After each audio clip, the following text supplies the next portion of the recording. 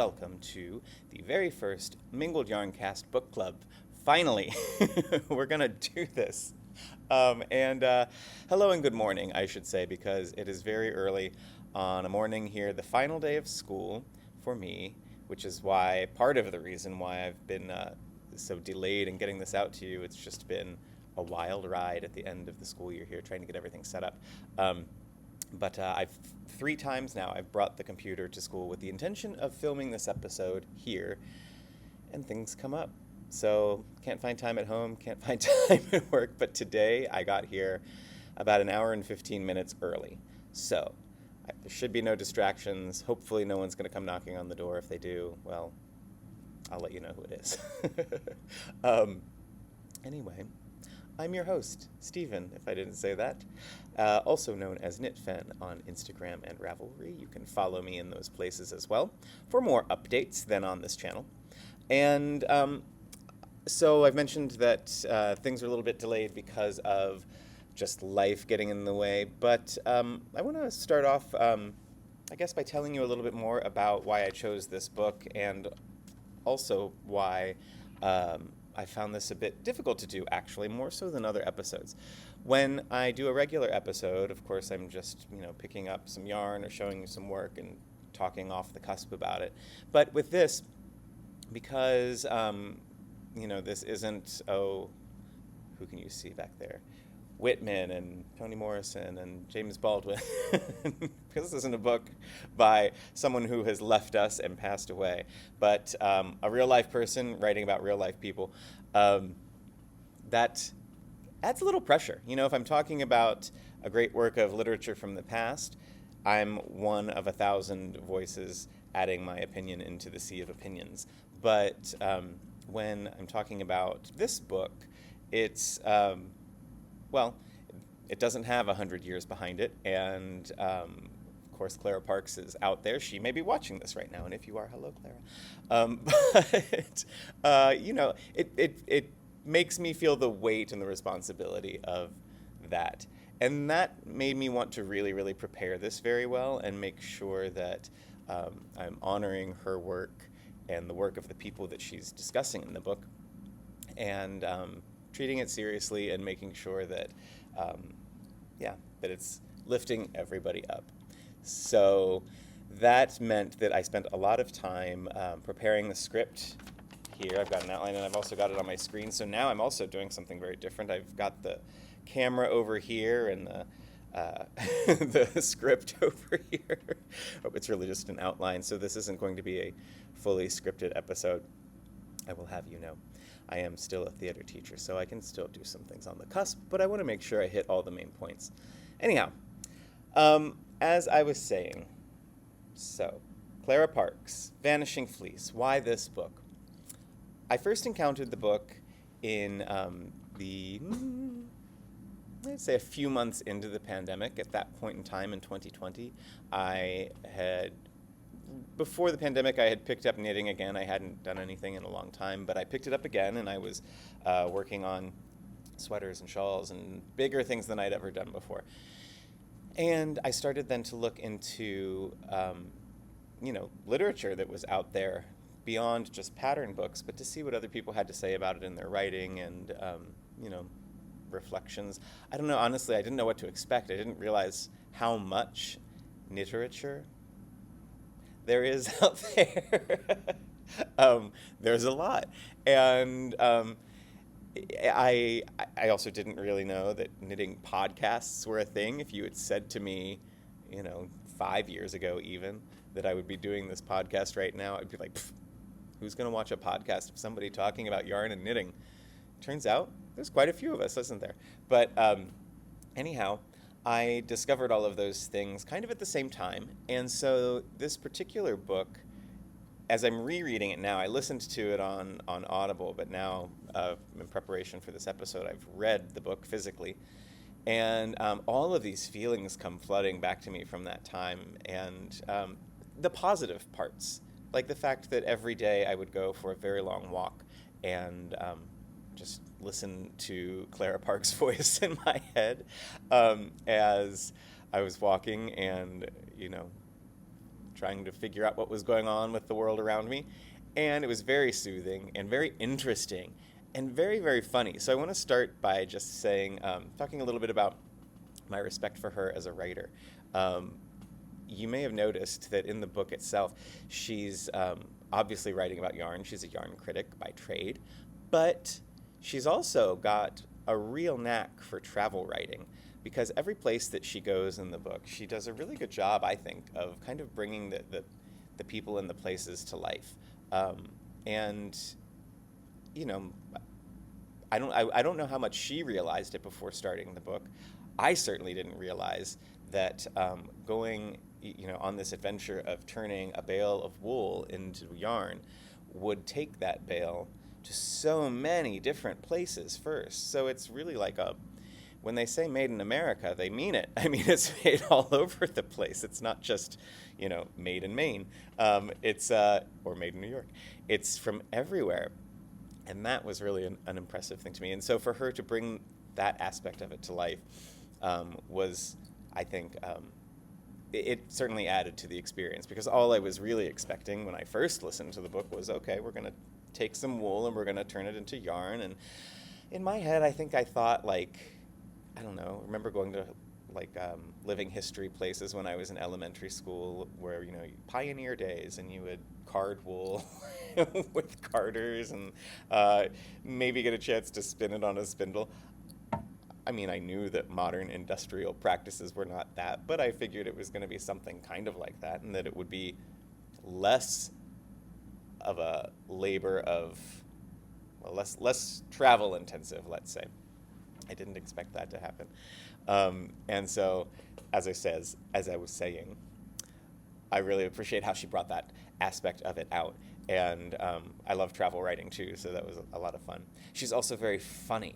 That's something that I really enjoyed too. And if you listened to it, then you got to hear sort of the sweet self-deprecation in her voice at moments, and the humor that's drawn out. But even in reading it, her voice is very strong as a writer. And so that's one reason that I wanted to pick this book to begin with. There are other books about knitting and yarn out there, but this one's very well written. Clara Parks has an excellent voice, excellent tone, quick with a pun, and crisp with her sentences. So I hope you enjoyed that aspect of it as well, and I hope you learned a lot. So, to the learning.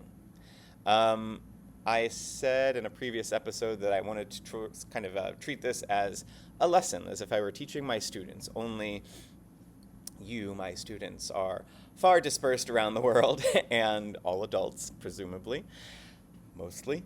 And anyway, I don't want to be pedantic with you, but I did prepare this, or at least thought of this in terms of sort of a lesson prep.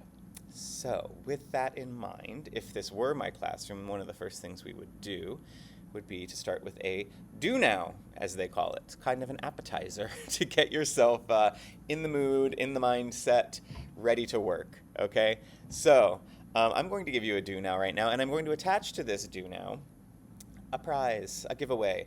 I've got, if you saw the previous episode, I shared with you that I have 3 giveaway prizes right now. I might add to it, but these are what I've got for the moment. So if you are a winner, you will just be surprised with what you get in the mail one day. So I want to first explain how I'm envisioning doing the giveaway. This was something, by the way, too, that really caused me to stall in my preparation, because I couldn't figure out the best way to do this. And because my concern is I don't want anybody to get scammed. I don't want you to get scammed. I don't want me to get scammed. I don't want anybody to. Nobody likes that. So I wanted to think of the best way to get your information as necessary in order to send you something nice in the mail. So what I will do is, in 3 weeks' time, probably on July 19th, I will post a video, and it will be just pure and simply the giveaway prize announcement. And I will tell you in that video who the winners are, and I will have a Google survey link that I will put there for the winners to respond to and give me either, a phone number or an Instagram or some social media so that I can contact you and just verify who you are, or that you are who you say you are personally, and get your information that way. So I want to be careful not to send things out there that would put anyone's private information in jeopardy. And, well, let's see. With that in mind, with that said, please do not respond to anybody pretending to be me should that happen. If somebody sends you a message on any social media saying they are me, they are not me. At least not until after that video is posted. That's the only time that I would reach out to you that way, after I've confirmed your identity. Okay, so with that somber, or I don't know, that note, insert your own adjective, let's get to the giveaway, shall we? So the first one, for your due now, if you would like to win this skein of yarn that I'm about to show you, your due now is this. I'll repeat it afterwards too, but I want you to think about it while I'm talking. The due now is, if you could visit any of the places and or people that Parks visits in her book, who would it be and why? So, again, think of all the places you read about, listened about, where would you want to go? Who would you want to meet and why? If you would like to win this skein of yarn, this little beauty, then what I need you to do right now is pause the video and in the comments, write a comment, state first do now, D-O-N-O-W, do now, and tell me your response to that prompt. Who are the people or the places that you would most like to visit from her book? So this is what you will get. And I mentioned this in the previous episode, but you may not have seen that episode, so let me tell you again. About a month and a half ago, almost 2 months ago, I went to the Catskill Merino booth at the Union Square Green Market, and that is where Catskill Merino sells their yarns. Here's their label. And Catskill Merino is the farm that is profiled in the book. That is Eugene's farm, Eugene and Dominique's farm, and now Dominique's. Anyway, this particular skein is called Frederick. It's a speckled fingering weight yarn. And it's speckled with colors that, according to Susan, who was working the booth that day, she explained to me that the name of Frederick is the name of a lamb that Dominique was particularly fond of. And he was a sickly little lamb, and he did not make it. But she dyed these yarns, this colorway, with colors that reminded her of her favorite lamb. So I think it's a very sweet story. It's a nice way to start this off. This will be our first giveaway prize. Again, what you will need to do to get your name in the running for it is add a comment at the bottom responding to the do now question. And the do now question, once again, is, if you could visit any of the places and or people Parks visits in the book, who would it be and why? So there you go. Pause, write, unpause, come back. We will continue. I'm going to have a sip of water. I didn't eat breakfast yet or have coffee. I really committed to this. I wanted to get in early and get this completed. So here we go. Here's my breakdown of how I see the book flowing. I'm going into my English teacher mode now. So as I'm reading the book, what is it that she's really covering with this bale of yarn? So we've got Clara Parks, the character in the book. I think that's important to distinguish too. We have Clara Parks, the writer, and the character. If you were writing a biography, autobiography, or anything autobiographical, you're your own character. And we can think of her in both terms, I think. So the writer is showing us the process, the three P's here, 3 P's. She's showing us the process that went into transforming the bale into yarn. She's showing us the people along the way, and the places. That's a 4th P. I didn't write that one down. People and places. And she's letting us know the purpose and the reason for doing this project, another P. And anyway, we've got the process, the people, the purpose. And that's how I've broken this down as I've thought about the book itself. So I want to start with the process. So for me, the reader coming into this, as I've already said, there was a real divide. Obviously, this is the second time that I've read it, so I'm referring back to the first time that I listened to it when I didn't already know this information. But I, as I said, I imagined it being a much simpler process than it actually was. But when you see it for what it is and how long of a process it is, from raising the sheep to shearing the sheep to packaging the bale for shipment to opening the bale after cleaning, shipment to cleaning, and then it's cleaned and then it comes back and then it's opened and then it's separated for spinning and then it's spun in all these different places and then it's dyed and then it's sent out to you. There's marketing involved. There's the mail system. I mean, there's so much stuff. There's so much going on. And it was eye-opening for me. And maybe it shouldn't be. I mean, any industry that you look into, of course, is going to have many steps along the way, and I guess that shouldn't be a shock. But maybe it's, for me, it was a good reminder of things I maybe should have known, so that I have a deeper appreciation for the whole process, not just of yarn, but of lots of things. And I do appreciate that much more now. It affects, I think, the way I think about the yarn quality. Certainly, I know for many of us, if you look at the price of yarn, sometimes you're like, that's a lot. But you can kind of understand how many hands, how many people are being fed with the money that they've made from the process, and that adds up, of course, along the way. So I also, what I really came into it knowing was that, of course, there are farms with sheep and people raising the sheep, or the llamas, or what have you, the animal. I knew, of course, that there were dyers because in today's knitting, crochet, fiber ecosystem, the dyers are practically celebrities, some of them, right? I mean, they have big followings. People are very devoted to them. When they go to festivals, people make a beeline to their booths. And so, yes, of course, I knew about that. And I knew that somewhere in the middle of that process, wool became yarn, right? It became the yarn to be dyed. I think this book did a really nice job of course, respecting every step of it. But for me, there's that romance to the farm, right?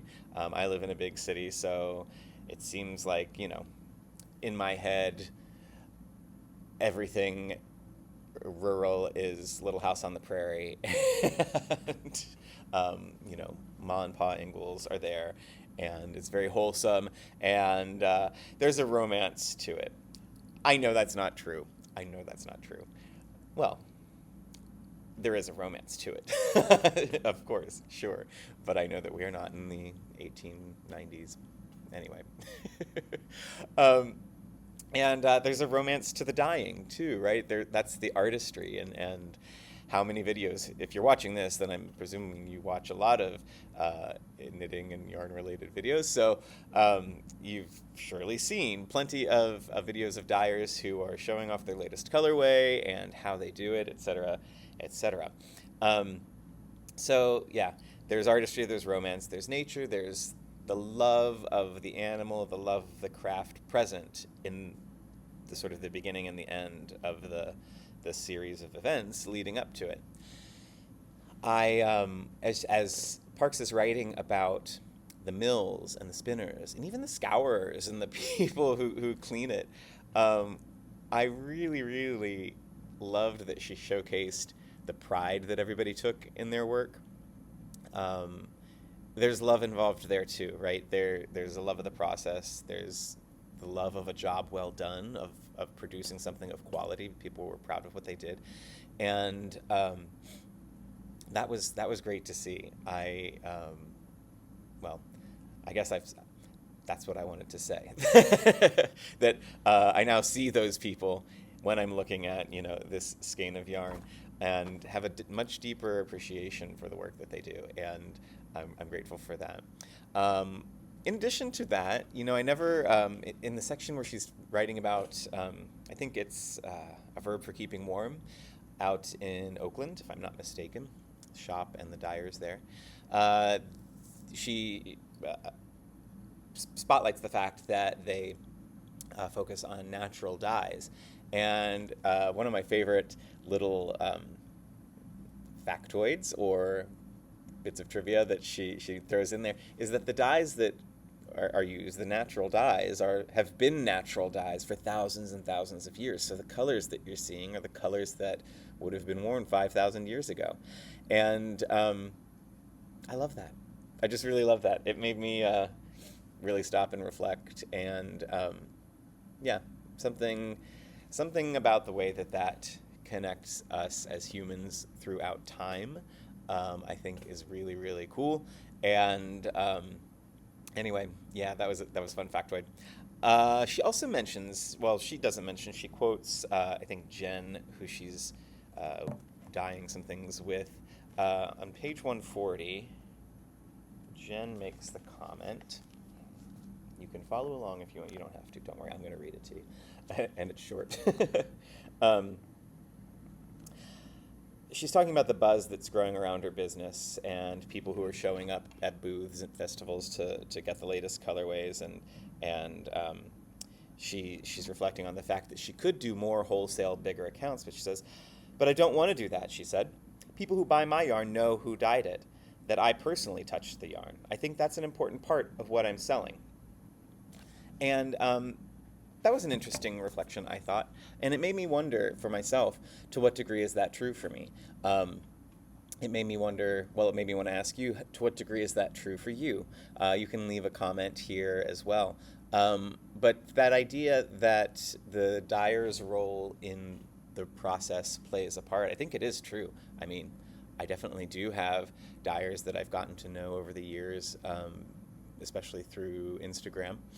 And reached out to and talked about what they've made and purchased what they've made. And there is something special about knowing the story. And I guess, really that's what this whole book is doing, right? I mean, it's giving us the whole story of the skein, but the dyers become the face at the end of the journey, and not undeservedly so, should they be the final celebrity face, if you will, because the work of coloring the yarn is, of course, very key into the final product and where it's going to end up. But yeah, I like the way that she put that the it matters who touches it, who made it, and that's the whole thing that makes going to a festival or a shop very special, knowing who's behind the yarn.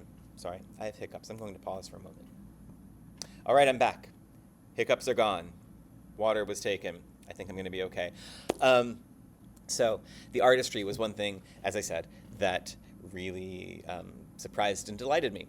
The artistry that we see at every step of the way. Another thing that really shocked me was the sheer amount of heavy, heavy machinery involved. And not just like, well, not, what am I trying to say? The machines are so specific and so large, some of them.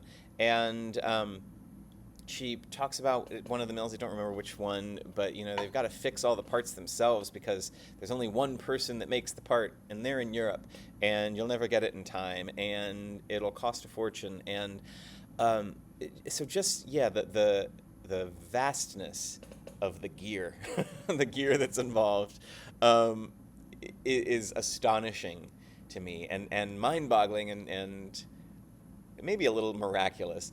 The fact that human ingenuity figured out how to make these things, first of all, and that they exist, and that, I don't know. I guess what I'm trying to get at is, you think about a car or something that's mass-produced, like, okay, conveyor belt, it's made, and it's there, and it exists by the millions.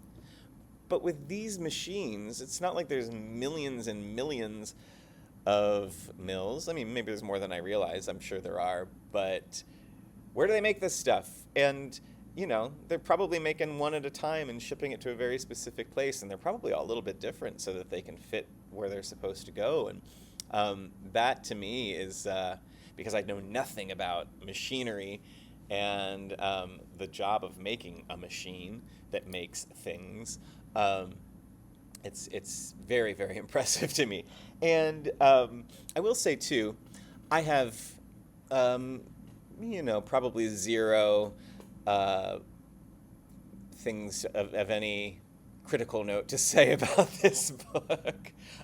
There is perhaps just the one thing, and it's not a criticism that I think she could, or it's not a problem that I think she could have worked any other way.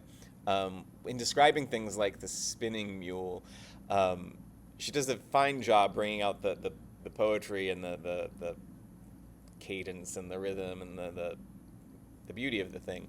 But I couldn't see it. I still couldn't see it, right? Because it's not something I'm familiar with. And so that's why I say I don't think she could have done anything different. I don't know how you could have, other than going into minute detail about every piece, which nobody wants to read that unless you're putting the machine together. Anyway, I don't think that she could have brought it to life. So I went on YouTube to find some videos, and there are actually quite a few there. And she's right. It's a dance watching this machine work. It's a really, really beautiful, soothing process, I'm sure, until the yarn gets caught and there's a tangle and a fix that needs to be made. But in the video clips, it's very soothing. So I'm going to put some video clips in the description, and I would love for you to check those out so you can see it for yourself. They there's quite a few out there, like I said. I was surprised by that, but definitely worth seeing. So check out the spinning mule. I made a note for myself here to share with you. When it reminded me of when I was in junior high, and my teacher, Mrs. Logan, she told me that at her house, on her computer, they had a thing that was called the internet.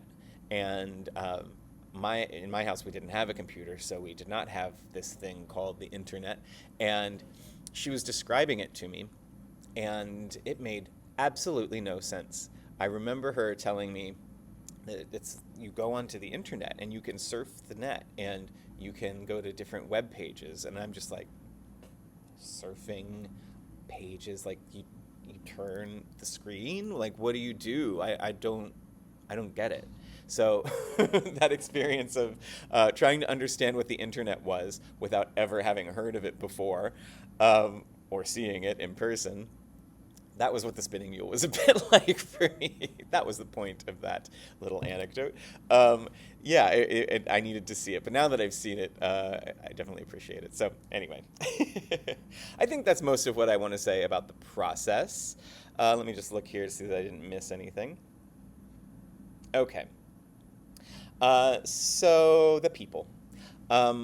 We'll start with Clara Parks herself, and I've already said a little bit of what I wanted to say here. We've talked about her writing style, but I like the way that she presents herself as a character, too.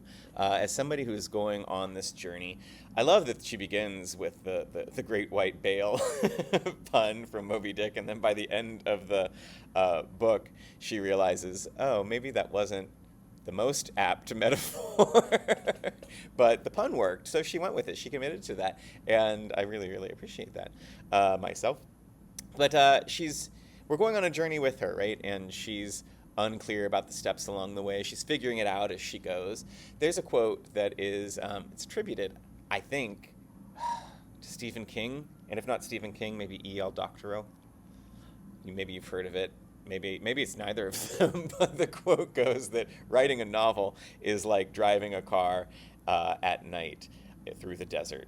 There's no light, but with only the light of your headlights lighting up 20 feet in front of you, you can go the whole way. So the point of that being that you don't have to see more than just a little bit ahead of you in order to get where you need to go. And you see that here with the way that she presents the story of the bale. She doesn't know at first how this is going to work. She just starts to move forward. And in moving forward, it all begins to reveal itself. And there are a lot of really poignant life lessons that come out throughout the book and throughout the reading, which I will do my best to point out as we come to them. But I also, just right away, just the way that the setup of the book is, she brings that to it, and I love that. She, has her assumptions about how things will go. She has her assumptions about how people will be in the different places she goes, and then she corrects herself when she gets to them, and she says, maybe my prejudice was getting a little bit ahead of me, and this experience is very different than what I thought. So I love that she presents herself as somebody who is curious, interested, humble, and very, very eager and delighted in the work of this project that she's taken on. I definitely appreciate that. Actually, her joy of discovering the process. I've got notes here that I wanted to share with you, page 70 and 71. She says, let's see. I think this is where they are not cutting open the bale, it's where they're packaging it to send it off. And she says that, I was suddenly overcome with a wave of joy at the utterly fresh, unknown adventure of it all. This was already such fun, so random, and it was entirely of my own creation. I loved not knowing, and then walking through the process of learning, of finding out how things are done. And I loved that fate had placed me here, standing with two smart, strong women, learning how to master a machine we had just encountered. Isn't that great? I love that description. And then on 141, she writes,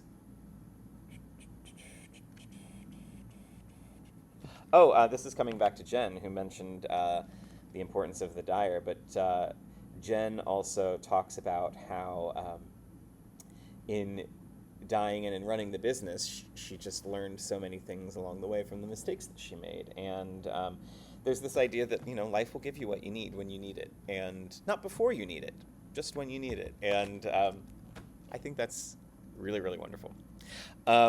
Okay, so we've got Clara the character, but she encounters lots of other people along the way, beginning with Eugene and Dominique. And I don't know about you, but I was very, very impressed by Eugene's character, the way that she brings him to life on the page. He really, as I was reading him, like, this is somebody that I want to know better. And, in doing this podcast, let me step back. I wanted to say this too. In doing this podcast, I related to what she said about, not knowing where things are going, but just go and see what happens and have fun with it along the way. This has kind of been a journey of that sort, figuring it out as I go along and learning a ton. But I say that because this is the Mingled Yarncast. It's not just knitting, right? We talk about books and music and arts and other things, because to my thinking, all of those things are knit together, if I may, and they make up the whole of my life, the arts that I'm involved in, and they shape who I am.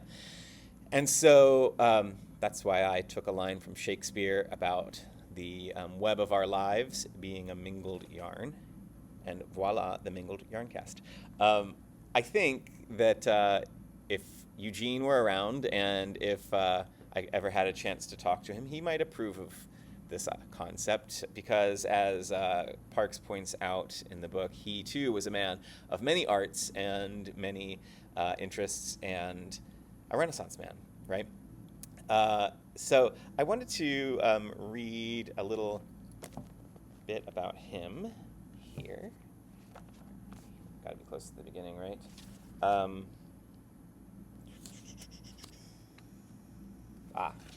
this page.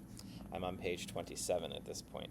He's saying about some of the yarns, he says, "Those are too garish," he said. His art critic demeanor hinted at Eugene's other past. After ditching chemistry and pre-med at UC Berkeley in the 1960s, he landed a series of jobs at art galleries in San Francisco. He had no idea of what he was doing at first, so he went to all the museums and galleries he could find. He read and he studied. Eventually, he worked his way up to managing a gallery on Geary Boulevard. When that business partnership went south, he followed a goldsmith's advice and moved to Paris, Again, he had no idea what he was doing. I didn't even know how to say fuck in French, but after 4 years of bouncing from girlfriend to girlfriend, he was fluent. Whenever I had nothing to do, he said, I went to the museum, which is exactly what he does most Saturdays after finishing up at the Green Market. Eugene's blog is just as likely to have an analysis of a show at the Met, or of a single painting or poem or film, as it is to include mention of the farm or the sheep. He's especially passionate about Proust. I love that detail. So yeah, Eugene was a very impressive character to me, and I'm sure if you've made it this far in this episode, then you probably have already read the book, and you already know what happens by the end with regards to Eugene and his life. So anyway, I thought it would be nice to share something with you as our next giveaway that would honor him, and so this is a skein. It's kind of a chunky, well, it's chunky yarn and a chunky skein. It's called, well, there's that. And here you can see it is named Weather, and it is a bulky yarn.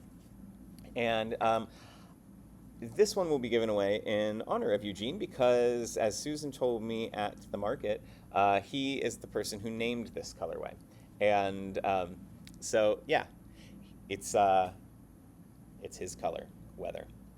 And in order to get this one, what I would like you to do is pause the video here and go, and in the comments section, I want to know more about you and more about the things that you are passionate about in addition to knitting.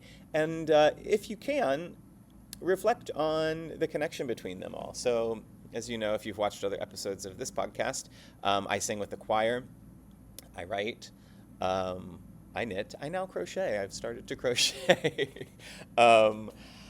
I direct plays at schools, so I'm very involved with theater and acting. And for me, all of it, it all connects. And sometimes because I'm doing multiple things at the same time, like I might be watching something, listening to music, even sitting in rehearsal and, quietly knitting. And it's as if the music makes its way into the cadence of my fingers, which turns into the sock that I'm working on or something, right? And in ways that maybe aren't obvious, it all connects and shapes my worldview and my personality and probably everything else. So that's what I want you to reflect on. What are the other things that you are passionate about? What are their, what do they bring to your life, and how do they connect with your fiber craft, whether you are knitting or crocheting? So that is I will go through the comments eventually and pick out everybody who responds to that prompt about Eugene and your own passions. So starting with Eugene as the example, bring it to you and share yourself with us in the comments, okay? And you will be the winner of Weather. All right. Moving along. Gosh, I thought that this would take a half an hour, but it's already been going on for quite some time. So that's good. There's plenty to talk about. I was worried there might not be. Okay, so we go from Eugene and his farm and the sheep. So then the bale next goes to the scouring plant at Bowman. And I found online, actually, there's a really nice interview with Lad Hughes, who is mentioned in Vanishing Fleece. It was Brooklyn Tweed who interviewed him and talked about the scouring plant, but also shows really nice footage of it. So that's another thing that I will put a link to, but you should definitely watch and check it out. It's not too long. And you can see the process and see just the sheer volume of wool that they're dealing with. I know she describes it in the book, but it's a whole other thing to see it. And definitely would suggest that you check that out. From there, she goes to the conference with the American Sheep Industry Association. I'm going to say a little bit more about them at the end because the bits of that section really connect to the purpose, right? So we've got the process, the people, and the purpose. So the American Sheep Industry Association are the people. They fall under that category, but I want to come back to them in a little bit. And with regard to all of the other folks that get showcased in the story. I wanted to profile each and is kind of where are they now or how are things going now, but I didn't really get the time to go deep other than to look up everybody's websites and see how things were faring. And I will add that, so I will give you all of that in the description notes, but I don't have a whole lot to say following up with each of them. Simply that, as I've kind of already stated, Parks made the choice to take her yarn to different spinners and then to different dyers. I really love that idea, so that you can see one bale, it's not from one sheep, but from one breed and from one source, and to see how that changes in the hands of all of these different millers. I guess that's the right word, right? Millers. You run a mill, you're a miller. Millers and dyers and all of that. I wish that I could have seen some of these yarns, but of course, this book was published in, was it 2018, 2019?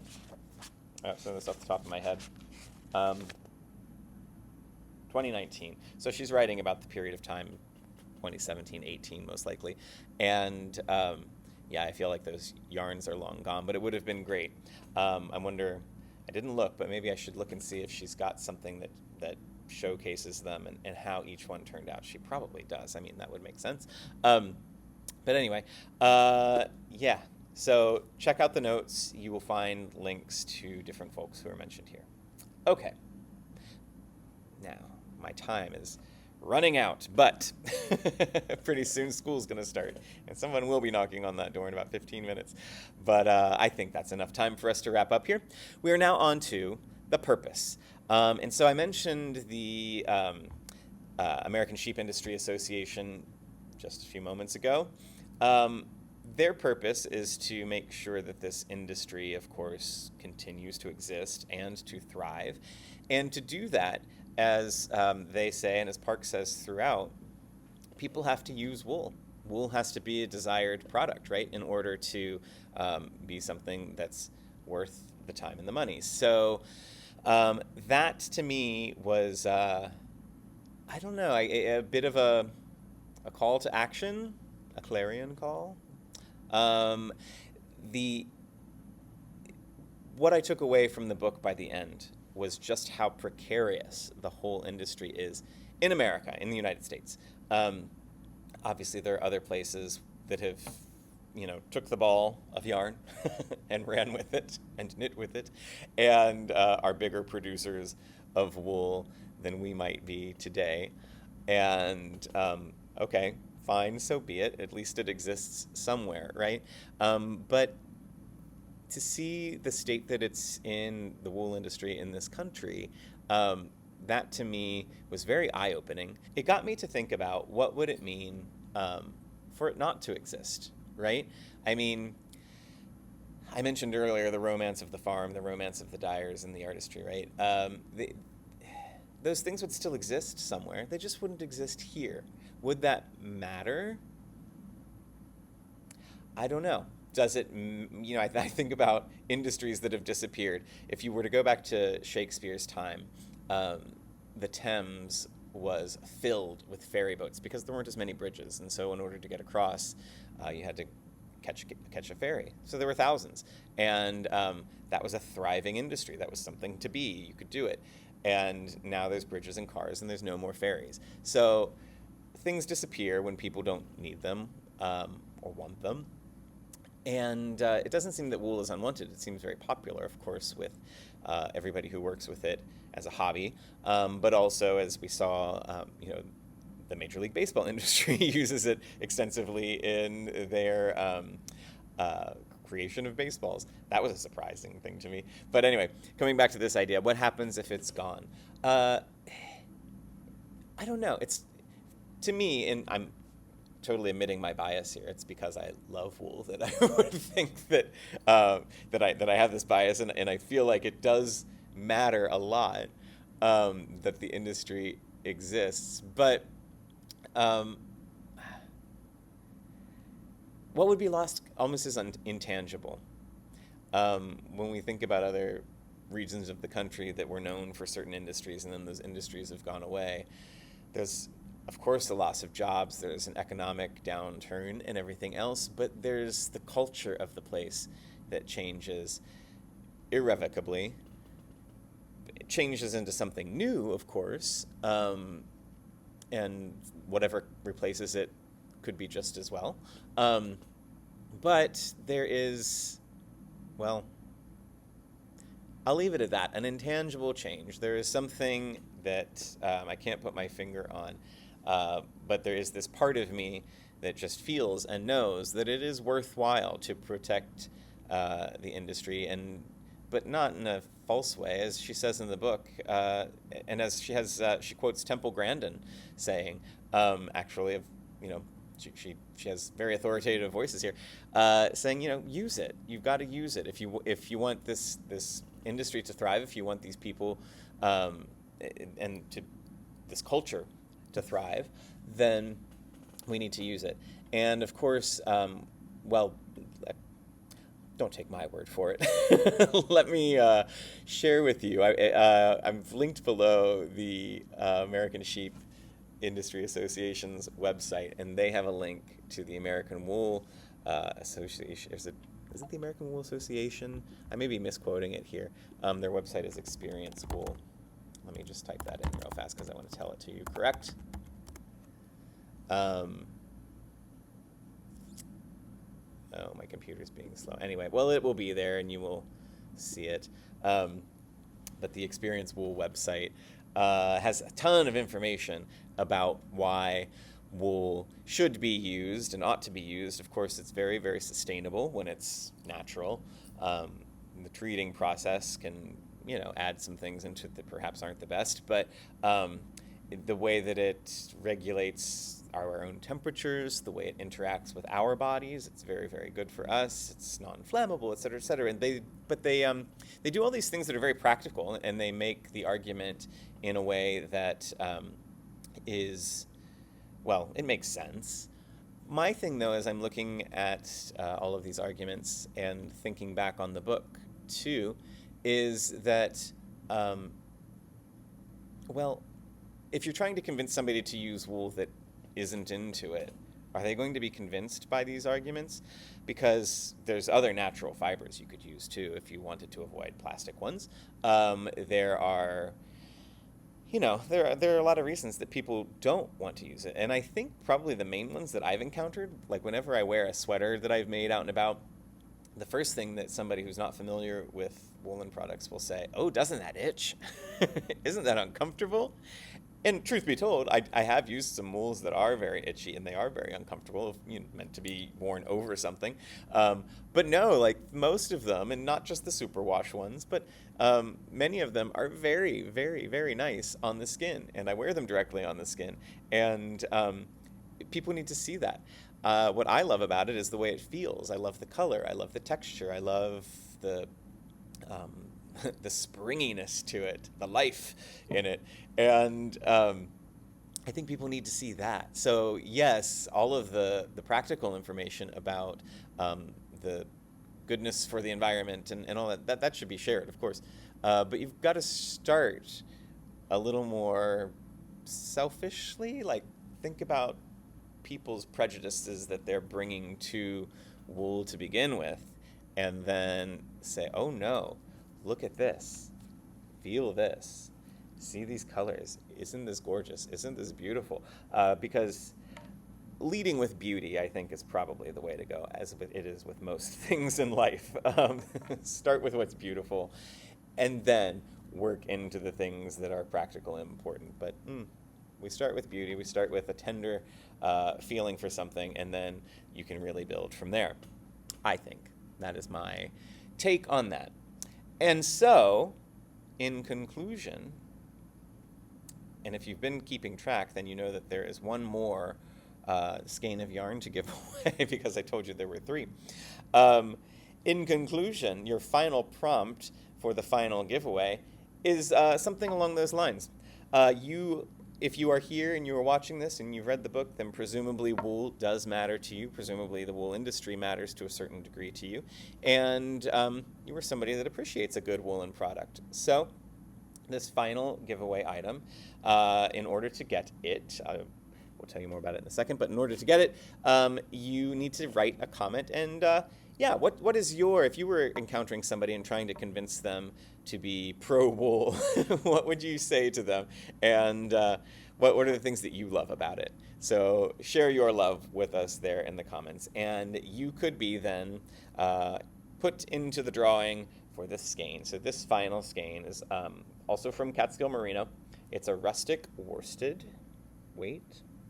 And it says discounted for excess VM, excess vegetal matter, which you can kind of see their little flecks of the farm here, bits of bark and maybe a little dirt. I don't know. I mean, not dirt, it's very clean, but yeah, there are little bits of the farm still here, but it's incredibly soft.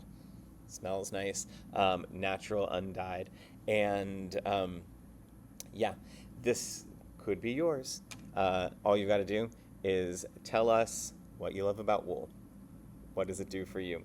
And just to show them all three side by side one more time, and to remind you, we have Frederick. If you do the do now and tell us the person or place you'd most like to visit, you could get Frederick.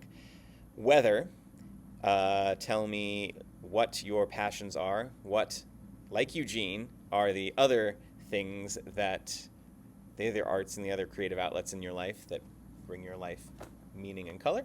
And finally, this one, rustic worsted. What do you love about wool? If you leave 3 separate you know what, I would, for ease of purpose, it makes my job easier if you leave 3 separate comments and I can think of them all separately. But if that's not your style and you want to write one long comment and touch upon each of them, that's fine. I will read them closely and I will see that you touched upon each.